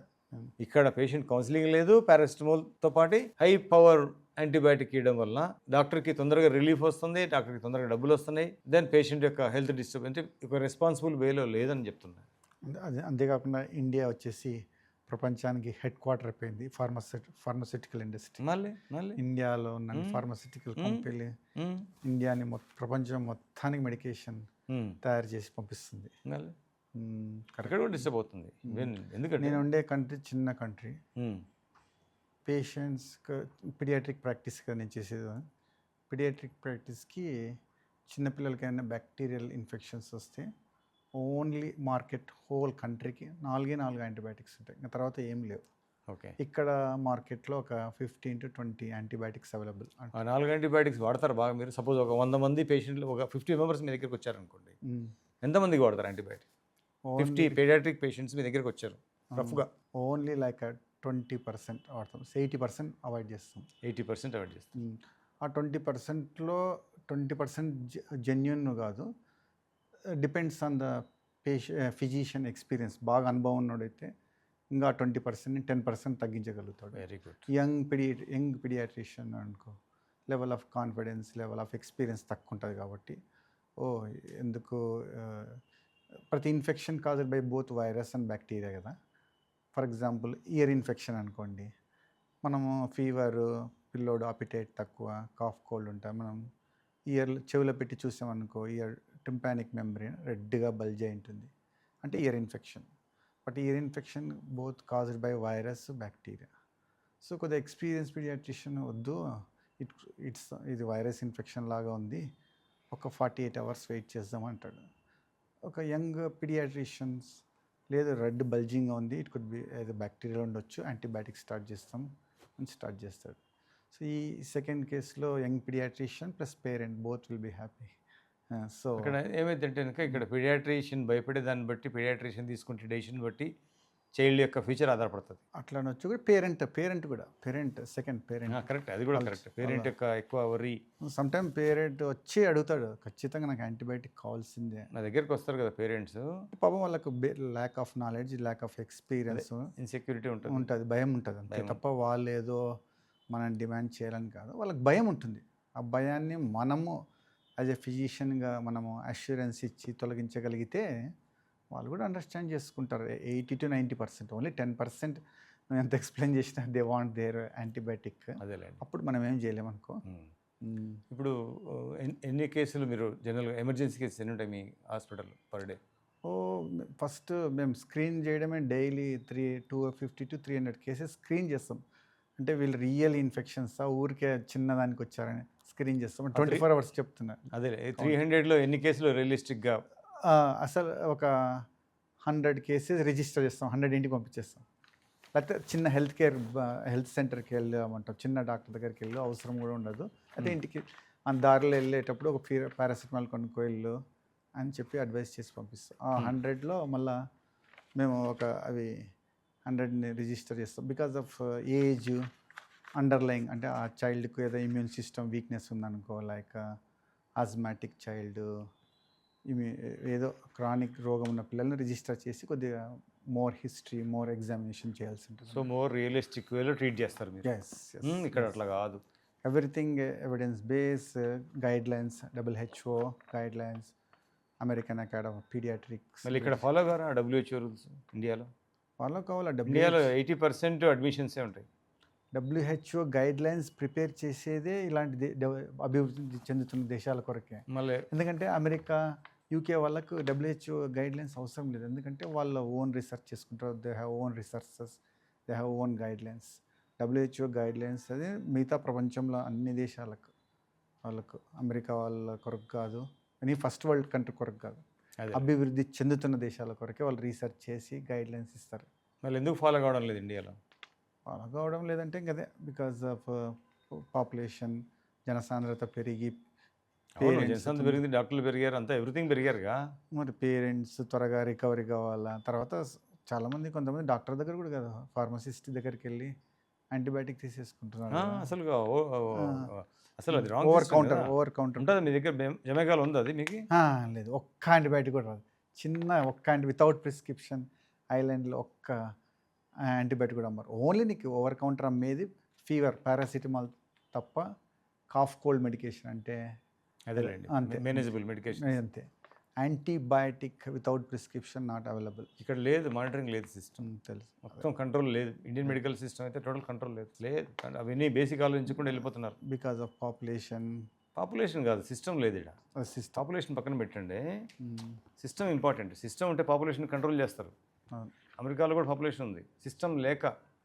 అంటే ఇష్టం వచ్చినట్టు ఈవెన్ రూరల్లో కూడా సింపుల్ ఏం తెలియని డాక్టర్లు కూడా మెడిసిన్స్ రాస్తున్నారు. ఈవెన్ పేషెంట్లకు మొత్తం పెడియాట్రిక్ అదే మన యాంటీబయాటిక్ పేర్లు మొత్తం తెలుసు. కరెక్ట్, ఎస్, మొత్తం పేర్లు తెలుసు. పోయి తెచ్చుకున్నాం పని యాంటీబయాటిక్, మెడికల్ షాప్ అయిన యాంటీబయాటిక్ ఇస్తాడు, ఆర్ఎంపీ డాక్టర్ యాంటీబయాటిక్ ఇస్తాడు. అసలు నా ఉద్దేశంలో ఫస్ట్ MBBS డాక్టర్ అనేది వెరీ సింపుల్ వేలో ట్రీట్ చేసుకుంటూ కూడా ఇంపార్టెంట్. మెడిసిన్స్ లేకుండా డాక్టర్ అనే వాళ్ళకి ఫస్ట్ డ్యూటీ ఏంటంటే మెడిసిన్స్ లేకుండా ఏ విధంగా ట్రీట్ చేయాలి, ఫస్ట్ పాయింట్. అది కనుక అలవాటు అయితే వితౌట్ మెడికేషన్తో పిల్లల్ని ఏ విధంగా ట్రీట్ చేయాలి. ఈవెన్ కడుపు నొప్పి ఎందుకు వస్తుంది? గట్ ఇష్యూ వల్లనే వస్తుంది. రాత్రిపూట చిన్నపిల్లలు ఎందుకు క్రై చేస్తారు? గట్ ఇష్యూ వల్లనే క్రై చేస్తారు, అంతే కదా. అంతే, బెల్లీ క్రాంప్స్ వస్తాయి ఇట్లా, ఏదో ఇమ్యూన్ సిస్టమ్ డిస్టర్బ్ అవుతుంది. గట్లో ఏదో ఒక బయట నుంచి ఒక ఏదన్నా ఫారిన్ బాడీ అంటే గట్టుకు నచ్చినది ఎంటర్ అయింది అనుకో, గట్ ఏం చేస్తుంది అంటే బయటకు పంపించాలని ట్రై చేస్తుంది. దానికి టైం ఇవ్వాలి. అది వద్దు, ఇది నాకు ఇది ఫారిన్ బాడీ, ఇది నాకు వద్దని అది పంపించాలని ట్రై చేస్తుంది. అప్పుడు పిల్లలకి విపరీతమైన కడుపు నొప్పి వస్తుంది. మేనేజ్ చేయాలి, వన్ డే మేనేజ్ చేస్తే తగ్గిపోతుంది. కానీ వాళ్ళు భయపడతారు. భయపడిపోయి మెడిసిన్స్ వాడేసరికి. ఎందుకంటే ఈవెన్ తల్లిదండ్రులు కూడా ఓవర్ ఇన్సెక్యూర్. మా దగ్గర కూడా వస్తాం, మేము ఎగ్జామ్ చేస్తాం, ఎడ్యుకేట్ చేస్తారు. మీరు ఎగ్జామినేషన్లో నార్మల్ ఉంటుంది, ఇంకా సిమ్టమ్స్ ఏముండవు, ఉత్త పెయిన్ ఉంటుంది. సో అష్యూరెన్స్ ఇచ్చి వెళ్ళిపోమని చెప్తాను. ఇంటికి వెళ్ళి ఇదేం కాదు, 2-3 రోజులు తగ్గిపోతుంది చెప్పి పంపిస్తాం. మరి మీరు స్టార్ట్ చేయకపోయారా ఇండియాలో ఒకటి ఎమర్జెన్సీ? ఇండియాలో పీడియాట్రిక్ సిస్టమ్ చేస్తాం నెక్స్ట్ 5 years వితౌట్ మెడికేషన్ తోటి. నెక్స్ట్ 5 years అదే looking for that with support of doctor AM Reddy. అట్లేం లేదు కానీ, నా ఫీల్డ్ వేరు, మీ ఫీల్డ్ వేరు. పర్లేదు అంటే, బట్ వెన్ యూ ప్రాక్టీసింగ్ ఒకటే కాన్సెప్ట్ ఉన్నప్పుడు, లెస్ మెడికేషన్, గుడ్ ప్రాక్టీస్ ఉన్నప్పుడు, why don't we join? That is the intention. I'm very much supporting allopathy system, అట్లేం లేదు కానీ. But zero medication system or less medication, నేను ZMS అనే ఒక system పెట్టాను. ZMS ఏంటంటే జీరో మెడికేషన్ సిస్టమ్. నా దగ్గరకు వచ్చే పేషెంట్లు ఎవరైతే ఉన్నారో, నాకే కాదు, నేను కూడా అడ్వైజ్ చేసేది, పిల్లలకు మెడిసిన్స్ ఇవ్వకుండా మేనేజ్ చేయండి. ముందే చెప్తాను, 5 days to 7 days వెయిట్ చేయాలి ఏ ప్రాబ్లం వచ్చినా సరే. టైఫాయిడ్ అయితే 10 to 11 days ఉంటుంది. ఆటోమేటిక్ తగ్గిపోద్ది. ఎందుకంటే ఇప్పుడు క్రానిక్ టైఫాయిడ్ కేసెస్ ఎక్కువైనాయి. ఇయర్లీ వన్స్ టైఫాయిడ్ రావడము, 3 మంత్స్కి ఒకసారి టైఫాయిడ్ రావడము, 6 మంత్స్కి ఒకసారి. ఎందుకంటే ఫస్ట్ వచ్చిన టైఫాయిడ్ని సప్రెస్ చేయడం వల్ల ఆ టైఫాయిడ్ క్రానిక్ అయిపోతుంది. అంతే కదా. అంతే. టైఫాయిడ్ సెకండ్ టైం 2 సార్లు రాదు ఎవరికి. ఏ ఇన్ఫెక్షన్ కూడా 2 సార్లు రాదు. ఒక్కసారి బాడీకి ఇన్ఫెక్షన్ వచ్చిందనుకో, నీ బాడీ సిస్టమ్ స్ట్రాంగ్ అయిందనుకో, నెక్స్ట్ టైం ఈ ఇన్ఫెక్షన్ రాదు. చికెన్ పాక్స్ 2 సార్లు రాదు. చికెన్ పాక్స్ అంతే లైఫ్ వన్ టైమే. మెడిసిన్స్ వాడితే 2 సార్లు వస్తుంది. లైఫ్ లాంగ్ ఇన్ఫెక్షన్ వస్తుంది, బాడీ న్యాచురల్ ఇమ్యూనిటీ వస్తుంది. చికెన్ పాక్స్కి మనం వ్యాక్సిన్ వాడతాము. చికెన్ పాక్స్ అనేది 21 days బాడీలో ఉండేసి మన సిస్టమ్ అంతా స్ట్రాంగ్ చేసి వెళ్ళిపోతుంది. It is not a dangerous. దానికి మనం చికెన్ పాక్స్ వ్యాక్సిన్ ఇస్తాం. మెడికేషన్ కూడా చికెన్ పాక్స్ వాడతారు అంటే ఓన్లీ విత్ ఫస్ట్ 70 ఏం అవసరం లేదా? ఏం అవసరం లేదు. చికెన్ పాక్స్ ఏం అవసరం. చిన్నప్పుడు మాకు వచ్చేది, అందరికి వచ్చేది, నీకు కూడా వచ్చింది. ఏముంది చెప్పు. యాప ఈ మన ఉండల్ని నోట్లో పెట్టేటోళ్ళు రోజు వేపాకుని పేస్ట్ చేసి పూసేవాళ్ళు. బార్లీ వాటర్ తాగేది, తగ్గిపోయేది. ఒకసారి అయిపోయిన తర్వాత స్ట్రాంగ్ సిస్టమ్ అయిపోయేది. ఇప్పుడు ఏంది, ఒళ్ళంతా ఆయింట్మెంట్ రాయడము, ఒళ్ళంతా క్రీమ్స్ రాయడము, పౌడర్లు రాయడము, యాంటీబయాటిక్ వాడడము, మొత్తం సిస్టమ్ అంతా కంపు చేసి పడేస్తాను. యాంటీబయాటిక్స్ రోలే లేదు. లేదు, ఎక్కువ ఉంది. ఒకసారి మీరు పల్లెటూరు విలేజ్లోకి వెళ్ళండి, విపరీతం. అయ్యో, చదువు రాని కూడా యాంటీబయాటిక్ పేర్లు తెలుస్తున్నాయి. పిల్లల పేర్ల కంటే కూడా యాంటీబయాటిక్ పేర్లు ఎక్కువ గుర్తుంటున్నాయి. సో యాంటీబయాటిక్ వాడద్దు. Over it is not a correct way. As a డాక్టర్గా మన బాధ్యత అది. చాలామంది నేను చెప్తున్నా కదా, ఈవెన్ నేను చూస్తున్నా కదా కేసెస్ని, autism cases, ADHD cases. So antibiotic వల్ల ట్రిగర్ అవుతున్నాయి. ఉన్న కేసెస్ నెక్స్ట్ లెవెల్కి వెళ్ళిపోతున్నాయి.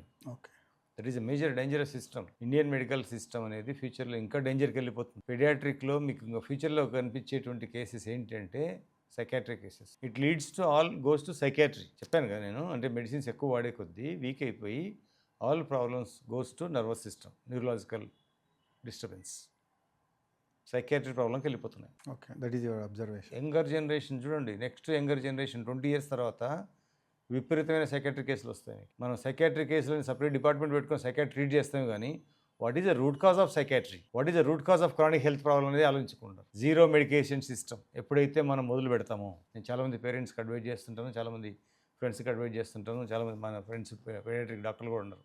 చాలామంది వాళ్ళు ఇంప్రెస్ అయిపోయి వెరీ గుడ్ సిస్టమ్ ఫాలో అవుతున్నారు. ఒకప్పుడు విపరీతంగా మెడిసిన్స్ రాసేది, మినిమం ప్రిస్క్రిప్షన్. మీరు అన్నారు ఇందాక 100%లో 10-20% మాత్రమే అవసరమైతే, అది కూడా నీడ్ఫుల్ 10% మాత్రమే వాడతాం యాంటీబయాటిక్. అంతే. ఆ లెవెల్కి తీసుకొని రాగలిగితే తీసుకోండి, మీరు సర్వీస్ చేయండి, డబ్బులు తీసుకునేది చేయండి, బట్ కరెక్ట్ వేలో. Your responsibility is more important. But it's national level. మీరు ఒక person how much people you can influence. నేను నా ఎక్స్పీరియన్స్ చెప్తున్నా, ఇప్పుడు నా బాధ్యత అది. నేనేదో గొప్ప అని చెప్పడం లేదు. గొప్ప కాదు, ఒక person influence how much quantity of people అని, అంటే ఎంతమంది మనం చెప్పగలుగుతాం. ఎవరొకరైతే చెప్పాలిగా, దీని గురించి తెలియాలిగా, రావాలిగా, ఒక రెవల్యూషన్ రావాలి, ఖచ్చితంగా రావాలి. చిన్నపిల్లల ఆరోగ్యంలో ఒక ఆరోగ్య విప్లవం రావాలి ఖచ్చితంగా, ఒక రెవల్యూషన్, హెల్త్ రెవల్యూషన్ రావాలి ఖచ్చితంగా. WHO ఎప్పుడు రాకపోయినా సరే ఇంకొక 50 సంవత్సరాలకు వస్తుంది. నేను చెప్పిన విషయం తెలుసుకుంటారు. WHO ఆర్టికల్ నేను రెగ్యులర్గా చదువుతుంటా. WHO చెప్తూనే ఉంది ఇవన్నీ. యాంటీబయాటిక్స్ వాడద్దండి, రెసిస్టెన్స్ పెరిగిపోయింది, యాంటీబయాటిక్స్ అవసరం లేదు, ఇంకా ఫ్యూచర్ అంతా. Even government making business with antibiotics. ఏం చెప్పాలి, సపోర్ట్ చేస్తుంది వాడమని, మెడిసిన్స్ ఇవ్వడం మొదలుపెట్టింది. ఎప్పుడైతే కంట్రోల్ చేయాలి, మనకు అవసరం లేదు, మన సిస్టమ్ అనేది ఇంకా డేంజర్లోకి వెళ్ళిపోతుంది.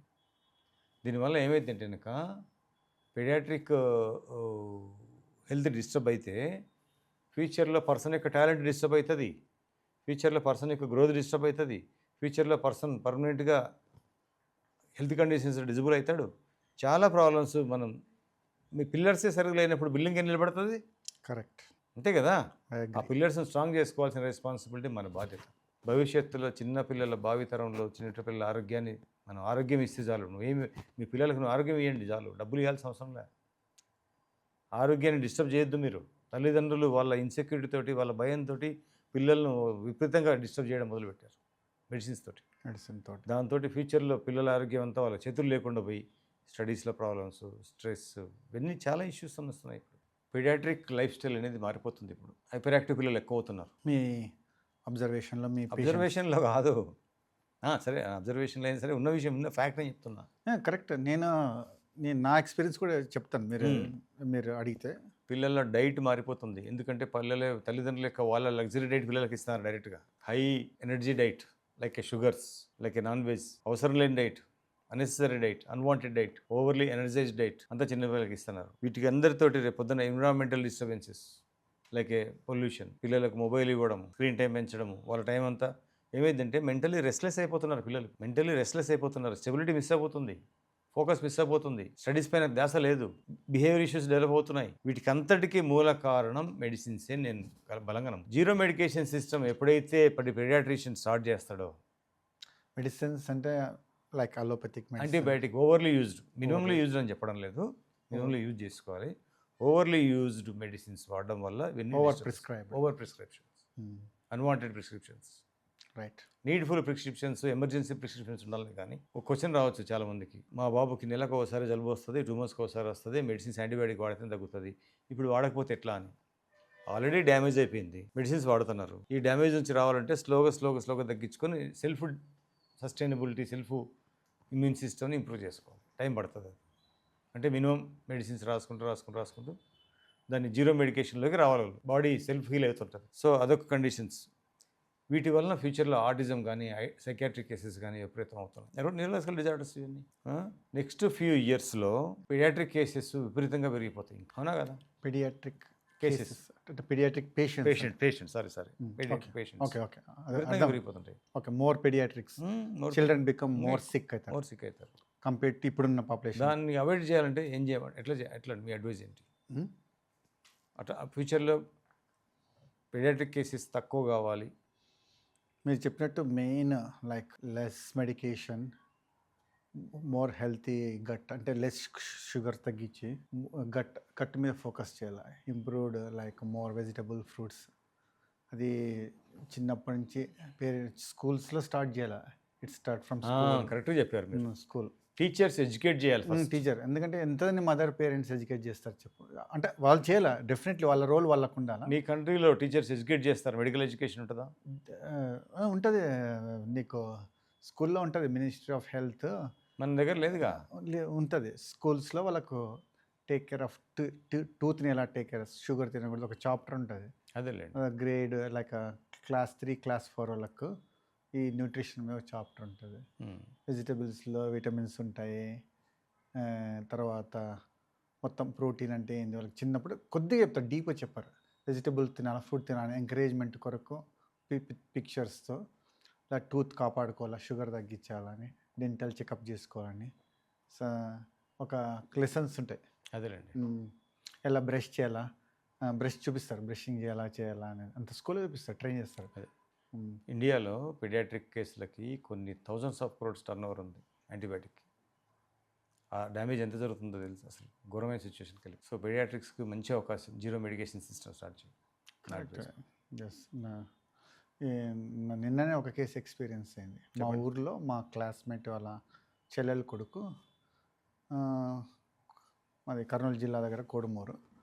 ఆ ఊర్లో ఆ పిల్లోడికి 8 ఏళ్ళు, ఏ మెడికల్ కండిషన్స్ లేవు, హెల్తీ చైల్డ్, హ్యాపీ చైల్డ్. జ్వరం స్టార్ట్ అయింది, జ్వరము కడుపు నొప్పి, ఇంకేం లేదు, కాఫ్ లేదు, కోల్డ్ లేదు, ఏం లేదు, వామిటింగ్ లేదు, బేదులు లేవు, కడుపు నొప్పి, జ్వరం వస్తే అక్కడే ఉన్న ఒక డాక్టర్ దగ్గర తీసుకెళ్తే ఏదో మెఫెనమిక్ యాసిడ్ ఏదో స్ట్రాంగ్, జస్ట్ పారాసిటమాల్ ఇచ్చాడు. 3 days వాడితే జ్వరం తగ్గిపోయింది. తగ్గిపోయింది అనుకొని ఇంట్లో పెట్టుకున్నారు. 4th day రోజు పిల్లోడు కళ్ళు ఏం మాట్లాడట్లేదు, ఏం తినట్లేదు, కోమా లాంటి స్టేజ్లో ఉన్నాడు. అప్పుడు వాళ్ళకి ఆ డౌట్ వచ్చింది, ఏంది పిల్లోడు రెస్పాండ్ కావట్లేదు. అప్పుడు తీసుకొని పెద్ద హాస్పిటల్కి వెళ్ళారు. అప్పటికే లివర్ డ్యామేజ్ అయింది, కిడ్నీ డ్యామేజ్ అయింది.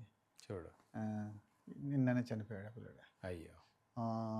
సో నేను మా ఫ్రెండ్ కాబట్టి అక్కడ ఉన్న డాక్టర్ని అడిగాను ఏమైంది అంటే, మొత్తం నాకు సీక్వెన్స్ ఆఫ్ ఈవెంట్స్ చెప్పాడు. జ్వరం వచ్చిన రోజు వాళ్ళు చేసిన ట్రీట్మెంట్ వచ్చేసి నా ఒపీనియన్ కూడా అడిగారు, మీరు ఇంకేమైనా చేయొచ్చా ఈ పిల్లోడికి, ఇంకేముంది అంటే సింపుల్ వైరల్ ఇన్ఫెక్షన్ ఆ పిల్లోడికి వచ్చింది. అదే అంత స్ట్రాంగ్ మెడికేషన్ కాకుండా ఉత్త పారాసిటమాల్ వాడింటే అయిపోండు.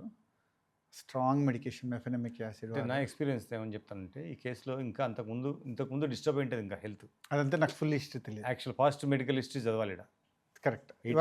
80 years అంటే అంతకుముందు ఫాస్ట్ మెడికల్ హిస్టరీ మనకి స్టడీ చేస్తే డ్యామేజ్ అనేది సడన్గా జరగదు, డెత్ అనేది సడన్గా రాదు, వీక్ అనేది సడన్గా లివర్ డ్యామేజ్ రాదు, మెఫిక్ యాసిడ్ వల్ల లివర్ డ్యామేజ్ డైరెక్ట్ రాదు.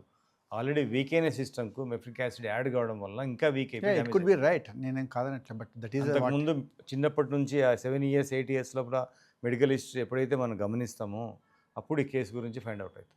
దట్ ఈస్ ద హోమియోపతిలో మాకు ఏంటంటే కనుక ఇటువంటి కేసెస్ని ఈజీగా చేసుకోవచ్చు homeopathy. I don't have any full history, నాకు తెలిసిన వరకు అది అదే మిస్ అవుతున్నాం మనం. అటువంటి కేస్ టేకింగే మిస్ అవుతున్నాం ఇక్కడ. కేస్ టేకింగ్లో బాడీ వీక్ అయిపోయి ఒక స్టేజ్ తర్వాత సింపుల్ మెడికేషన్స్ కూడా బాడీ డ్యామేజ్ అవుతుంది. అదే very painful story to listen that kind of story. Yes correct.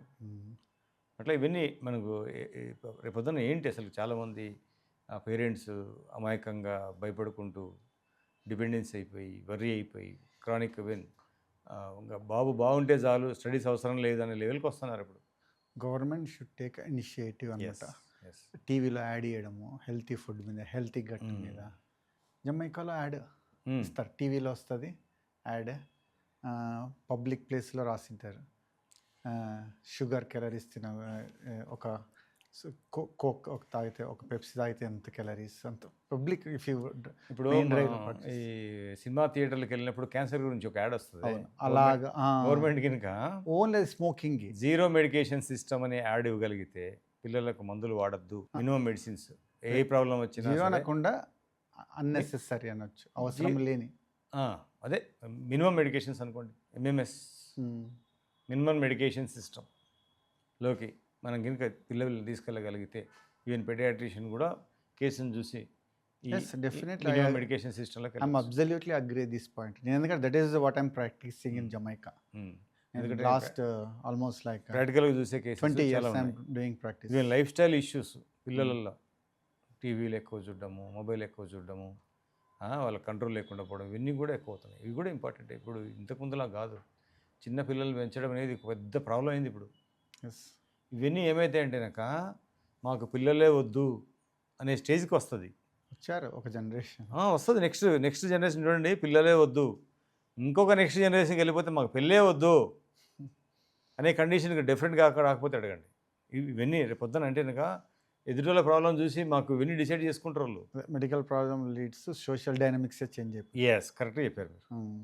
Medical problems అన్నీ కూడా సోషల్ డైనమిక్స్ని చేంజ్ చేస్తారు. సో దీన్ని కాపాడుకోవాల్సిన బాధ్యత ప్రతి ఒక్క డాక్టర్కి, ప్రతి ఒక్క పెడియాట్రిషియన్కి, ప్రతి ఒక్క మనకి. It is our social responsibility.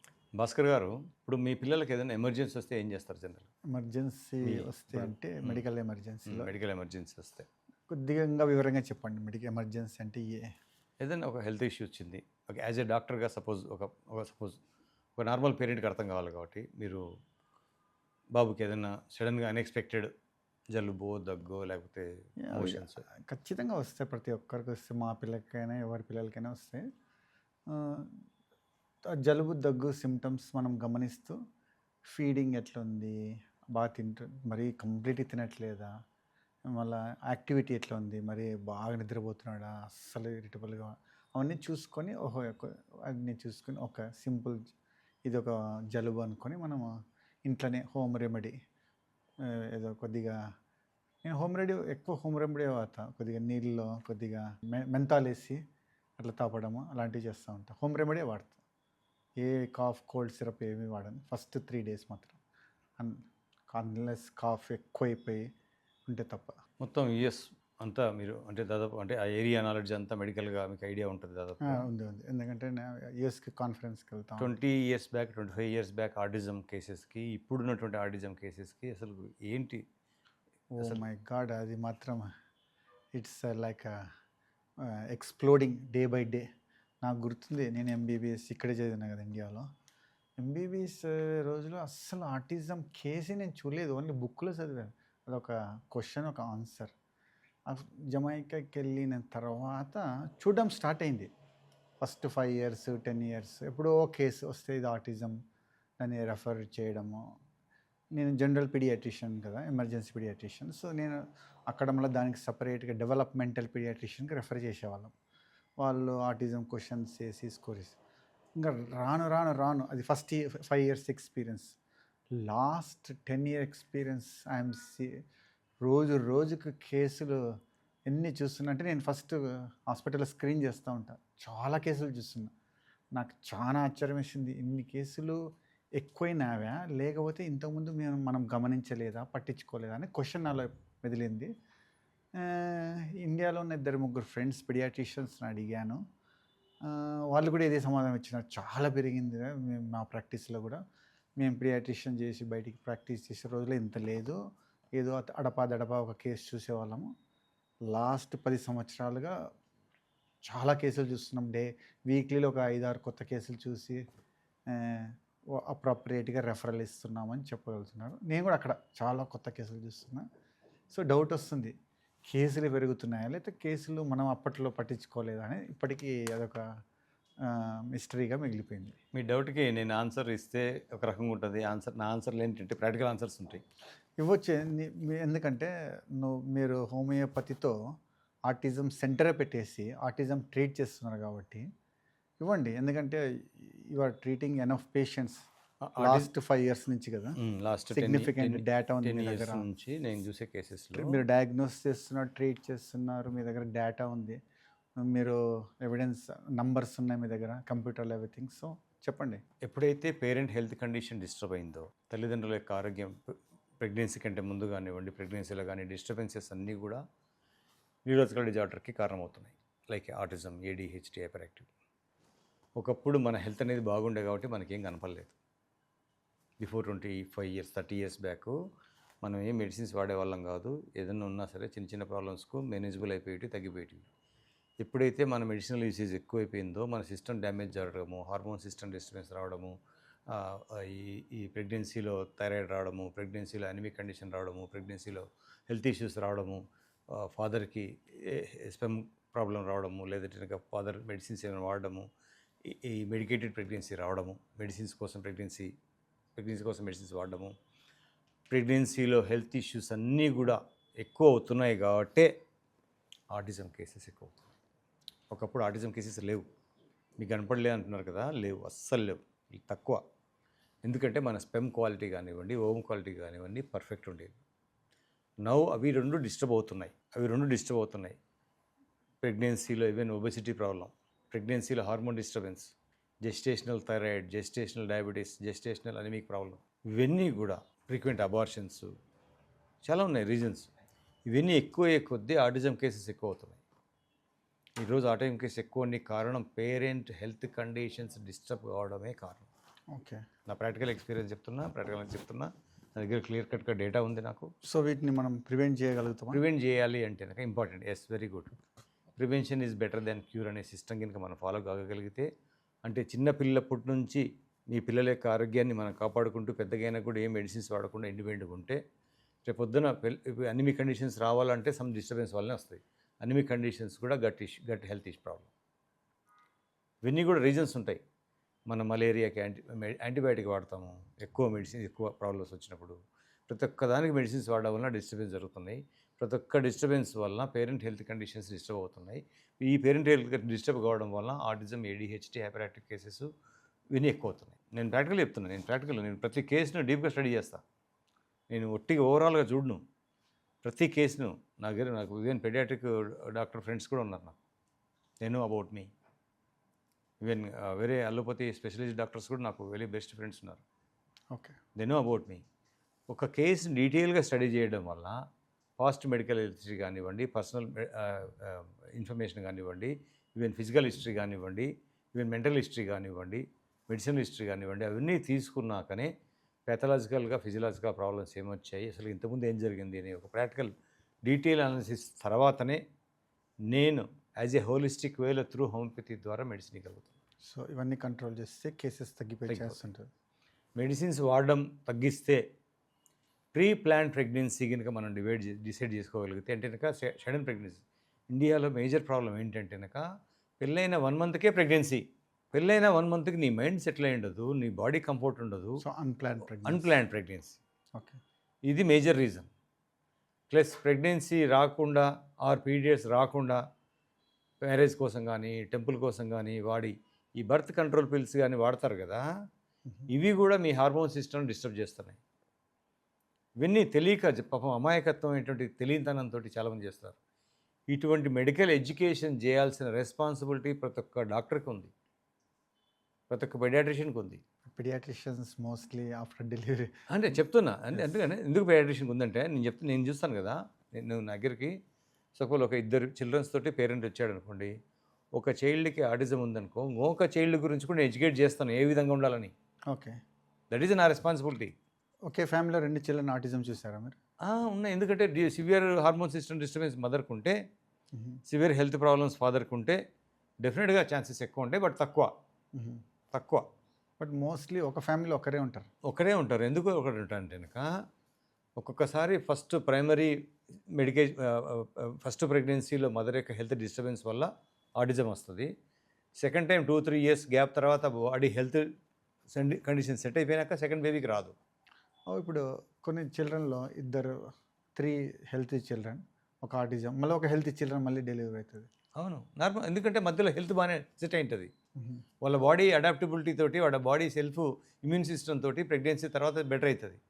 కొందరు పేరెంట్స్ ఫస్ట్ ప్రెగ్నెన్సీ తర్వాత వీక్ అయిపోయి సెకండ్ ప్రెగ్నెన్సీకి ఆటిజం వస్తుంది. ఫస్ట్ బేబీ బాగుంటుంది. ఇవన్నీ కూడా పేరెంట్స్ హెల్త్ కండిషన్స్ బట్టి ఉంటుంది. అంతకుముందు హెల్త్ కండిషన్ డిస్టర్బెన్స్ ఉంటే ఫస్ట్ బేబీ ఆటిజం పుట్టే అవకాశం ఉంటుంది. మధ్యలో 2-3 ఇయర్స్లో వాళ్ళ హెల్త్ సెట్ అయిపోయి వాళ్ళు రికవర్ అయిపోయి దాని తర్వాత ఉండి ఇవన్నీ కూడా కాన్స్టిట్యూషనల్ ఎఫెక్ట్ అంటారు. అంటే ఇంకా అన్ని కేసెస్ ఆటిజం వస్తాయని చెప్పాను నేను. కాన్స్టిట్యూషనల్ ఎఫెక్ట్ అంటారు. మీకు వీకర్ కాన్స్టిట్యూషన్ అనుకోండి ఆటిజం ఎక్కువ అవుతుంది, స్ట్రాంగర్ కాన్స్టిట్యూషన్ అనుకోండి ఆటిజం తక్కువ. Okay. It is depend on the baby constitutions. Baby constitution strong ఉందనుకోండి మీకు ఆటిజం రాదు, మీ హెల్త్ కండిషన్ బాగాలేకపోయినా కూడా. బేబీ కాన్స్టిట్యూషన్ వీక్ అనుకోండి, మన బాడీ యొక్క వీక్ కాన్స్టిట్యూషన్ అనేది మన జెనెటికల్గా మనకు బై ఓవులేషన్ ప్రాసెస్లో డిసైడ్ అవుతుంది. ఇప్పుడు ఎట్లా మీరు ఇందాక ఇప్పుడు బేబీ కాన్స్టిట్యూషన్ స్ట్రాంగ్ అంటున్నారు, ఇందాక మీరు పేరెంట్స్ హెల్త్ కండిషన్స్ కూడా, health parents health conditions damage అయిపోయి బేబీ కాన్స్టిట్యూషన్ వీక్ అయితే డెఫినెట్గా ఆటిజం వస్తుంది. Okay. Parents health conditions week ఉండి బేబీ కాన్స్టిట్యూషన్ స్ట్రాంగ్ ఉందనుకోండి, బేబీ కాన్స్టిట్యూషన్ అంటే it is a combination of the both mother and father కాంబినేషన్తో constitution తయారవుతుంది ఓవులేషన్ ప్రాసెస్లో. ఈ కాన్స్టిట్యూషన్ స్ట్రాంగ్ ఉందనుకోండి ఈ బాబుకి ఎస్కేప్ అవుతాడు, ఉండడు కాదు. ప్లస్ వీళ్ళ హెల్త్ కండిషన్ కూడా నెక్స్ట్ ప్రెగ్నెన్సీలో బెటర్ ఉంటుంది. సేమ్ హెల్త్ కండిషన్ జరగదు, 2-3 ఇయర్స్కి మారిపోతుంటుంది కదా మన హెల్త్ కండిషను. ఓకే. కొందరికి అదే ఇవన్నీ కూడా కాన్స్టిట్యూషనల్ ఎఫెక్ట్ కిందనో చెప్పవచ్చు. అది నేను ఐఎమ్ రీసెర్చింగ్, టోటల్గా ఇంకా రీసెర్చ్ చేస్తున్నా. బై 2030లో I will present my total research story to the entire world. Okay. అసలు ఏం చేశాను, ఏం జరిగింది. ఎందుకంటే ముందు నేను చెప్పే మాటలు అనేటువంటిది ఏదో మాటలు చెప్తున్నాడా లేకపోతే చాలామంది అనుకుంటారు. ఇప్పుడు నేను ఎక్స్ప్రెస్ చేసినా సరే డెఫినెట్లీ నేను నన్ను నమ్ముతున్నాను, కానీ నేను పబ్లిక్లో ఇచ్చాలంటే I want to prove. Definitely టోటల్గా నేను రీసెర్చ్ చేస్తున్నా, టోటల్గా ఇంటర్వ్యూ చేస్తున్నా, టోటల్ డేటా చూపిస్తా. టోటల్గా I will show the entire total my research story to the world in future. Parents story కూడా ఆఫ్టర్ ట్రీట్మెంట్ ఖచ్చితంగా ఈజీగా. ఈవెన్ ఇది ఒక పెడియాట్రిషియన్ అబ్జర్వ్ చేసుకోవాలా, ఒక పెడియాట్రిషియన్కే తెలుస్తుంది. ఫ్యూచర్లో పెడియాట్రిషియన్స్ మాత్రమే ఆటిజంని అవాయిడ్ చేయగలరు. ఓకే. టీచర్స్ పెడియాట్రిషియన్స్ ఇద్దరికి ఇంకా కాంబినేషన్తో పనిచేస్తే టీచర్ ఏమో మెడికల్ ఎడ్యుకేషన్ తోటి హెల్త్ను ఇంప్రూవ్ చేస్తారు. మెడికల్ ఎడ్యుకేషన్ అంటే మెడిసిన్ వాడమని కాదు, మెడిసిన్ వాడకూడదు. గవర్నమెంట్ చేయాలి పని, హెల్తీ లైఫ్ స్టైల్ని గవర్నమెంట్ చేయాలి. Government primary responsibility to give medical education to the people. Definitely. అది చేయకుండా మెడిసిన్ అవన్నీ ఇంపార్టెంట్. గవర్నమెంట్ పని ఏంది, ఏ సిస్టమ్ గవర్నమెంట్కి అవసరం లేదు. మెడికల్ ఎడ్యుకేట్ చేస్తే చాలు, ధైర్యం వేయాలి, భయపడకూడదు. చిన్న స్కూల్స్లో కూడా మెడికల్ సిస్టమ్ని ఇంట్రడ్యూస్ చేయాలి. కరెక్ట్. లేదు ఇక్కడ. ఈవెన్ ఒక ఇంజనీర్కి మెడికల్ గురించి తెలియదు, ఏదో యూట్యూబ్లో అక్కడిక్కడ చూసుకొని నేర్చుకుంటాడు. మెడికల్ హిస్టరీ అనేది ఇట్ ఈస్ యువర్ నీ జన్మ హక్కు, నీ బాధ్యత. రైట్.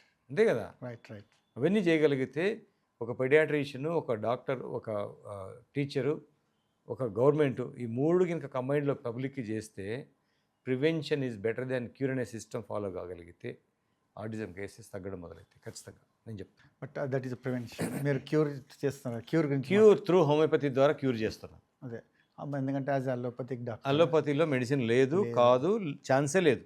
ఈవెన్ ఈ మధ్య ట్రంప్ లూకోవెరిన్ అని చెప్పేసి ఏదో మెడిసిన్ చెప్పాడు. ఆ లూకోవెరిన్ వల్ల అనేది కూడా మీకు అయ్యేది కాదు. ఎందుకంటే మీరు అలోపతి సిస్టమ్ అనేది ప్రాబ్లం ట్రీట్ చేస్తుంది, రూట్ కాజ్ ట్రీట్ చేయదు. హోమియోపతి మెడిసిన్ రూట్ కాజ్ని ట్రీట్ చేస్తుంది. It is a holistic way. Mind, body, problem, ఈ మూడింటి కాంబినేషన్లో హోలిస్టిక్ వే ట్రీట్ జరుగుతుంది. That is the greatest science in homeopathy. ప్రతి ఒక్క పెడియాట్రిషియన్ హోమియోపతి గురించి తెలుసుకోగలిగితే అసలు మీకు వండర్ఫుల్ ప్రాక్టీస్ ఉంటుంది. మీది అల్లోపతిలోనే ఉంటుంది వండర్ఫుల్ ప్రాక్టీస్. తెలుసుకోవాలి. చాలామంది ప్రొఫెషనల్ ఈగో వలన దాన్ని టైం లేకనో దాన్ని పక్కన పెట్టేసో దాన్ని తక్కువ అంచనా వేసో చూస్తారు. కానీ ప్రతి ఒక్క పెడియాట్రిషియన్ అల్లోపతి పెడియాట్రిషియన్ హోమియోపతి గురించి తెలుసుకోగలిగితే బ్యూటిఫుల్ సైన్స్ ఉంది దీని వెనకాల. ఓకే. ఒక్క 3 months 6 months వాళ్ళు అర్థం చేసుకోగలిగితే ఈ సిస్టాన్ని, మిగతా సిస్టమ్ నాకు బ్యూటిఫుల్ సైన్స్. నేను చెప్పేది science. Yes. Ectoderm, endoderm, mesoderm నుంచి ఏం ఆర్గాన్స్ డెవలప్ అవుతాయి. ఎక్టోడర్మ్లో మనం సపరేట్ చేస్తే ప్రాబ్లం ఎండోడర్మ్లోకి ఎందుకు వెళ్తుంది, ఎండోడర్మ్లో మనం సపరేట్ చేస్తే మీసోడర్మ్లోకి ఎందుకు వెళ్తుంది. అసలు ఇవన్నీ కూడా ఎంబ్రియాలజీ ప్రకారం రీసెర్చ్ స్టడీ అనేది హోమియోపతిలో ఉంది. అవి స్టడీ చేయాలి, ఖచ్చితంగా చేయాలి. అవసరం అంటే కనుక తెలుసుకోండి. మీరు ఏ ప్రాక్టీస్ అన్నా చేయండి, that is a secondary. But తెలుసుకోవడం అనేది ఇంపార్టెంట్. యాజ్ ఏ డాక్టర్గా అన్ని మెడికల్ సిస్టమ్ గురించి తెలుసుకోవడం important. Yes, I don't have any problem. మీరు కూడా అడ్వైజ్ చేస్తున్నాను. షూర్. అసలు హోమియోపతి అనేది ఎక్కడి నుంచి మొదలైంది, ఏంటి, ఏం చేస్తారు అనేది ఫస్ట్ కన్ఫ్యూజన్ ఉంటుంది, ఫస్ట్ అర్థం కాదు. బట్ ఒక 3 months 6 months దీన్ని డీప్గా స్టడీ చేయడం వల్ల you will get to know. Then తర్వాత మీరు what is your choice. Choice is yours. నువ్వు పారాసిటమాల్ ఇస్తారా, యాంటీబయాటిక్ ఇస్తారా, హోమియోపతి మెడిసిన్ ఇస్తారా, చాయిస్ ఈజ్ యువర్స్. అంతే కదా. Ultimately human health is more important. Yes. Whatever medicine you are giving, whatever system you are following, that is not at all important. Child health is more important. Yes. As a without side effect. అంతే కదా. Without or minimal side effect. అయిపోయా. మీకు అంత beautiful systems గురించి మీరు తెలుసుకోవడంలో వాడాలి. ఎమర్జెన్సీకి నేను ఐఎమ్ నాట్ అంటే ఈరోజు అల్లోపతి అనేది ఎమర్జెన్సీ మెడికేషన్ కోసం సిస్టమ్ కనిపెట్టింది, కానీ రెగ్యులర్ మెడిసిన్ కోసం కాదు. ప్రతి ఒక్కరు రెగ్యులర్ వాడుతున్నారు. ఇప్పుడు నన్ను ఒక పేరెంట్ చెప్తున్నాడు, సార్ మా భార్య ఒక చిన్న మెడికల్ షాపే పెట్టేసింది ఇంట్లో. ఫాస్ట్ మెడిసిన్స్, ఫ్యూచర్ మెడిసిన్స్, అస్సలు ఎమర్జెన్సీ మెడిసిన్స్ మొత్తం ఒక మెడికల్ షాపే పెట్టేసింది. దగ్గంగానే మెడిసిన్ పోయడం, తుమ్మంగానే డ్రాప్స్ వేయడం, చిన్న ర్యాష్ వచ్చిందనుకో ఆయింట్మెంట్ రాయడం. ఏమవుతుంది సెన్సిటివ్ కాక body. What is the nature health? ఇది కాదు కదా మనకు నేర్పింది. WHO ఇది కాదు కదా చెప్పింది. WHO always less medication system, yeah, minimum medication system. నేనేమంటున్నా జీరో మెడికేషన్ చేయమంటున్నా. జీరో కష్టం లేదు. జీరో కష్టం అంటే ట్రై చేయాలి. జీరో అంటే జీరో అంటే కాదు, అట్లీస్ట్ దాన్ని ట్రై చేయగలిగితే మినిమంకి వెళ్ళిపోతాం. ఒక ఆటిజం పేరెంట్కి మీరు ఏ విధంగా ధైర్యం చెప్పగలరు యాజ్ ఎ పెడియాట్రిషియన్గా to entail the Indian paediatric వరల్డ్కి? ఇట్స్ పేరెంట్, ఆటిజం పేరెంట్కి అడ్వైజ్ ఫస్ట్ అష్యూరెన్స్ ఇవ్వాలి, ధైర్యం చెప్పాలా. ఫస్ట్ మేము యాజ్ ఎ అలోపతిక్ ఫిజిషియన్గా అసెస్ చేసాం problem severity, mild to moderate, severe.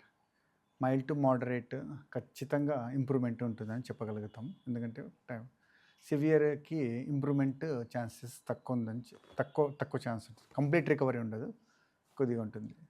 So తర్వాత అప్రాప్రియేట్ థెరపిస్ట్ దగ్గర రికమెండ్ చేస్తాం. Speech therapy, developmental therapy, stimulation therapy అంతే, అది రికమెండ్ చేస్తాం.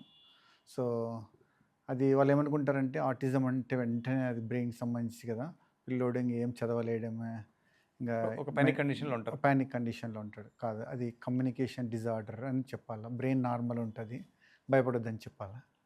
అప్పుడు చెప్పిన తర్వాత అక్కడికి సగం కాన్ఫిడెన్స్ వస్తుంది. తర్వాత మనం మెల్లగా స్టెప్ బై స్టెప్ అప్రోచ్ చేసుకుంటూ వెళ్తే అప్పుడు ప్రాబ్లమ్ని మనం సాల్వ్ చేయొచ్చు.